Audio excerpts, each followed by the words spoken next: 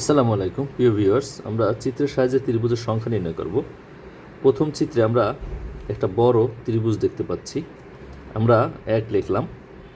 এবার এখানে যদি আমরা একটা নতুন ত্রিভুজ অঙ্কন করি এই ত্রিভুজের ভেতরে, সেক্ষেত্রে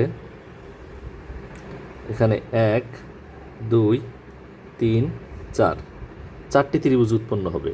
অর্থাৎ নতুন একটি ত্রিভুজ অঙ্কন করার ফলে আরও নতুন 4টি ত্রিভুজ উৎপন্ন হয়েছে, অর্থাৎ মোট ত্রিভুজ হবে 5টি।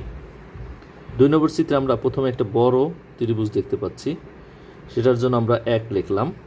এরপরে আমরা এই বড় ত্রিভুজের ভেতরে আরও 1 2টি ত্রিভুজ দেখতে পাচ্ছি। 2টি ত্রিভুজের জন্য আবার 2 বার 4 লিখলাম, অর্থাৎ মোট 9টি ত্রিভুজ উৎপন্ন হয়েছে 2 নম্বর চিত্রে। 3 নম্বর চিত্রে আমরা প্রথমে একটা বড় ত্রিভুজ দেখতে পাচ্ছি। বড় ত্রিভুজের জন্য আমরা 1 লিখলাম। এরপরে ভেতরে 1 2 3টি ত্রিভুজ আছে।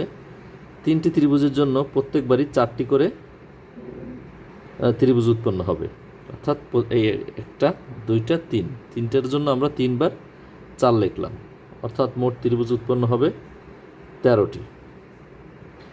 এই চিত্রে মোট ত্রিভুজ আছে 13টি।